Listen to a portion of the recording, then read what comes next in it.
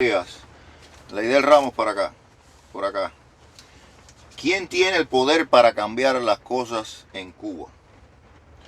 Obviamente, si usted vive en Estados Unidos, en Miami o en otro país, y ya el tema Cuba a usted no le interesa, ya usted se siente cómodo donde está, se siente realizado y no tiene ninguna preocupación ni ningún interés en volver a ver a su país, este video no es para usted, usted no se siente motivado por esto. Pero si usted vive en Europa o en Francia, en Norteamérica, en cualquier parte del mundo, y usted todavía se siente cubano, y usted se pregunta, si yo pudiera estar haciendo lo mismo que hago aquí en este frío, en esta lluvia ahora, si yo lo pudiera estar haciendo en mi país, me regresaría, me gustaría ver un cambio. Y si la respuesta es sí, bueno, este videito es para usted, que tenemos ese amor por nuestro país. Tú te preguntas, ¿por qué no cambia Cuba? Ahora mismo yo estoy consciente que ahora mismo a nivel de Estado, a nivel de gobierno, esas personas deben estar preocupadas porque se están dando cuenta que ellos no son capaces de satisfacer su rol como gobierno, de guiar al país por un buen camino, y se deben preguntar, en cualquier momento va a venir alguien y va a pedir, va a exigir que nos vayamos. Va a haber de cualquier manera, ya sea violenta, ya sea pacífica, alguien se va a cansar y va a decir, señores, ya ustedes han dado lo que iban a dar, ustedes no tienen una idea clara de cómo sacar este país adelante, esto es un barco que se está hundiendo, por favor, denle paso a sangre nueva, a otra generación que traiga otro tipo de mentalidad, a ver si nosotros podemos mejorar nuestra calidad de vida. Yo llevo ya veintitantos años en este país, sí, voy a cumplir 50 años, llevo muchos de esos años escuchando el cuento, Cuba va a cambiar, que ahora sí, que ahora sí, pero suponiendo que mañana hubiera un cambio así, y un cambio político, vamos a decir pacífico, y que esta gente decidieran aceptar que haya elecciones libres, donde el pueblo de allá y el de aquí pudiera votar por un nuevo presidente, un nuevo líder, ¿qué pasaría? Yo pensé que al salir de Cuba, cuando en Cuba se pudiera tener acceso a la información como tenemos ahora, porque mucha gente me dice, coño, Griffith, antes no había, por eso es que Fidel nos engañó, porque no había internet, no había TikTok, no había nada de esto, no había información, pero ahora la hay, caramba. Y entonces muchas veces tú tienes que decir, tengo que contar con el pueblo que hay allá, porque ese pueblo también es el que tiene que poner su granito de arena y exigir que hayan cambios. Pero tú tienes que pensar como si tú vivieras allá, porque tú quieres un cambio que te convenga a ti que vives acá en Estados Unidos. Pero tú tienes que acordarte cuando tú vivías en Cuba, cómo tú pensabas. Entonces por eso la pregunta es, ¿quién tiene el poder para cambiar las cosas en Cuba? Si se dieran las elecciones ahora mismo y si hubiera un presidente nuevo, tú te preguntas, ¿quién tiene un plan? Sobre todo de este lado del exilio, que somos los que mandamos a la gente a que salgan a la calle. Tú te preguntas, ¿quién de los que promueven la idea de un cambio en Cuba, quién tiene un plan de cómo sacar al país adelante? Yo quisiera escucharlo. Si alguien lo tiene, por favor, yo quisiera escucharlo. Si no, yo me pregunto, ¿por qué la gente no sale a la calle? Como pasó en Portugal, por ejemplo. Ah, porque la gente no confía en nosotros, los del lado de acá. Precisamente porque no tenemos un plan que los involucre a ellos. Entonces yo me pongo en el lado de ellos cuando yo vivía en Cuba y decía, bueno, si los americanos vienen y hacen un cambio aquí, a mí no me va a convenir. Esa era mi mentalidad cuando vivía en Cuba. Esa mentalidad la tiene mucha gente todavía. Cuando tú oyes a alguien hablando, tratando de denigrarte a ti aquí, porque tú estuviste en el ejército, porque tú pasaste el ejército militar, que en Cuba es obligatorio, tienen que deportarte, tienes que irte. El que está allá oyendo eso, que es el que todavía tiene un poquito de poder, porque puede tener acceso dice, concho, pero yo estoy en el ejército también. Y si viene un cambio y vienen esta gente para acá, a mí me van a arrancar la cabeza. Y recuerden, en Portugal, pongo el ejemplo, fue el ejército el que decidió acabar con la dictadura, pacíficamente. Solo 4 muertos y un grupito de heridos. Pero fue el ejército, las personas que decidieron cambiar ese sistema. Entonces, para hablar de un cambio en Cuba, señores, y tener un plan, para poder decir, tenemos un plan, si quiere poner una pausa. Para eso, señores, tenemos que tenemos que acudir, por favor, a la historia, un poquito a la historia, porque cuando tú hagas un plan para un cambio en Cuba, no podemos hacer como en 1895, que si alguien se decide a salir a la calle a exigir democráticamente su derecho, después que se logre un cambio, no podemos dejarlo afuera. A esas personas que, como yo decía en un video anterior, los pocos que quedan allá en Cuba, con poca educación, con poco conocimiento de cómo se vive en un sistema de libre mercado capitalista, con poca preparación para afrontar las nuevas tareas que deban venir en ese plan. A esas personas no las podemos dejar afuera.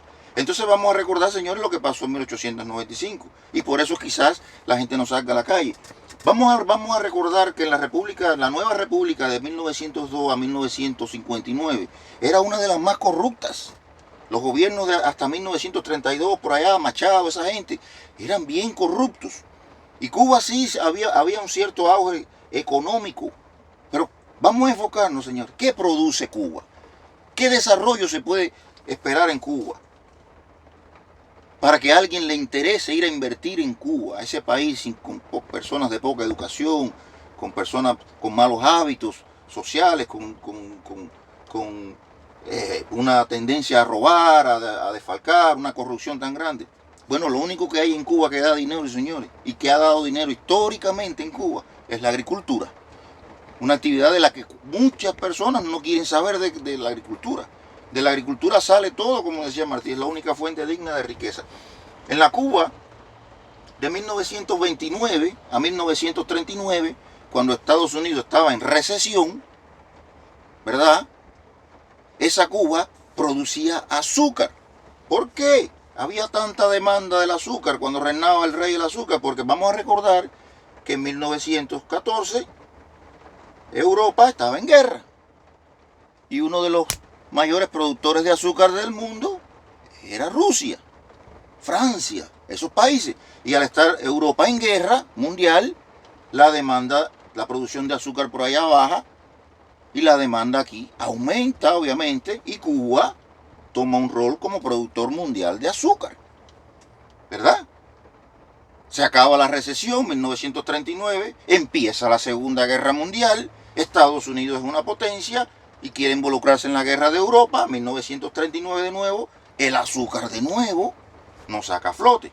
Seguimos más, porque tú vas a decir, bueno, no era el azúcar nada más, también producíamos tabaco, producíamos café, producíamos un poquito de ganado, pero había otra fuente de ingresos en Cuba, el turismo.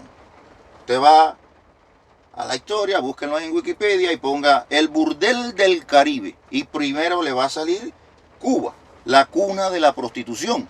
Porque sí, el turismo en Cuba, en La Habana principalmente, en La Habana, el turismo se centraba en los casinos y la prostitución que la controlaba los grupos criminales, la mafia, esa que salió corriendo de Estados Unidos cuando la sacaron de aquí y se fue a refugiar a Cuba, a construir hoteles, casinos, en una Habana que había más de 11.000 y pico de prostitutas, más de 3.000 y pico de chulos. Esa era la segunda fuente de ingreso de Cuba.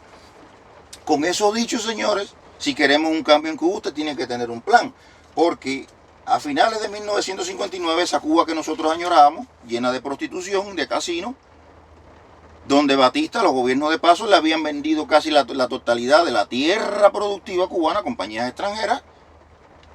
Vamos a decir que esa compañía, esa tierra producía 6 millones de toneladas de azúcar, que lo llevamos al precio que tiene la tonelada de azúcar hoy, de unos $540, y estamos hablando, señores, de unos 3.2 billones de dólares. 3.2 billones de dólares que hoy día nosotros, los emigrados, los que vivimos fuera de Cuba, somos los que mandamos ese dinerito para allá en remesa. ¿Y por qué Cuba está tan caótica? Porque ese dinerito no es ya nosotros, gracias a la información, aprendimos a pasar ese dinerito directamente a las manos de nuestros familiares y no a las arcas del Estado. Y el Estado se está quedando sin poder agarrar parte de esa remesa, de esos 3.2 billones de dólares que mandamos nosotros los emigrados para allá. Por eso es que hoy día la situación en Cuba está tan crítica. Y entonces yo me pregunto, ¿quién tiene el poder de cambiar las cosas? ¿Acaso no somos nosotros los que mantenemos la economía cubana? ¿No somos los emigrados los que estamos ahora mismo manteniendo la economía privada? Porque de los 6 millones de toneladas de azúcar que producía Cuba en 1959, 4, que era la cuota de azucarera de los Estados Unidos, 4 millones salían de los 14 centrales que tenía Julio Lobo, el rey del azúcar. El resto se lo partían entre los otros centralitos que habían. Y lo que generaba el turismo, casi todas esas inversiones eran de la mafia, controlada por la mafia. Sí se veía algún desarrollo en Cuba, pero si no, no hubiera habido una revolución. Entonces, si alguien tiene un plan para lograr un cambio en Cuba, yo diría que hay que comenzar por la agricultura. Y tiene que comenzar involucrándonos a nosotros los que estamos afuera. Nosotros los que vivimos en libertad, somos los únicos que podemos, en vez de estar protestando frente al Capitolio de los Estados Unidos, organizarnos, ir a hablar, a conversar en la Embajada de Cuba, en el país donde vivamos. Y cuando hay ahora que van a venir, tiene que venir un cambio, porque lo que se esperaba de Díaz-Canel no ha dado fruto, tiene que venir otra apertura más. Y cuando haya que elegir un nuevo presidente, nosotros somos los responsables, los que vivimos en libertad, somos los responsables de exigirle a nuestros familiares en Cuba que pidan elecciones libres, y nosotros también tenemos que dar el ejemplo aquí donde vivimos, ir a nuestros consulados y decir que se nos incluya a nosotros en esas elecciones, que se nos incluya a nosotros en ese proceso de elegir un nuevo gobernante en Cuba, porque al fin y al cabo nosotros somos los que estamos manteniendo ese país y por ende nosotros tenemos derecho a participar en el proceso electoral. No venga otro puesto a dedo, como decimos nosotros. No podemos permitir que venga otro sacado de una nómina a responder los intereses de una cúpula que está en el poder y lo pongan de presidente. Pero tiene que empezar por nosotros. Nosotros tenemos que dar el ejemplo. Nosotros tenemos que salir, no allá, porque aquí exigimos a los de allá que salgan a la calle. Nosotros aquí en Francia, donde usted vive, en Europa, en Canadá, en Estados Unidos, somos los que tenemos que salir a la calle, pero a la calle frente al consulado de nuestro país, en el país donde estemos viviendo como residentes, a exigirles que nos incluyan en la toma de decisiones de nuestro país. Hasta que nosotros no hagamos eso, nosotros no demos ese ejemplo, en Cuba nadie va a salir a la calle. Y esa debería ser la prioridad número 1. Después lo voy a dejar yo con mi plan, mi proyecto, mi idea, que simplemente es una idea para sacar a Cuba del hueco que está, porque en Cuba no va a ir a invertir nadie un medio. Si nosotros los que vivimos afuera no lo hacemos. Porque si yo fuera un inversionista extranjero y te digo voy a invertir en Cuba y le pregunto la idea, ¿por qué tú no inviertes en Cuba? No, porque entonces ¿cómo yo voy a ir a invertir en Cuba si tú que eres cubano no tienes el valor de ir a invertir en tu país? Entonces somos nosotros los que tenemos que tomar esa responsabilidad. Y yo tengo mi plan, que se lo voy a dejar ahí para el próximo videito. Gracias.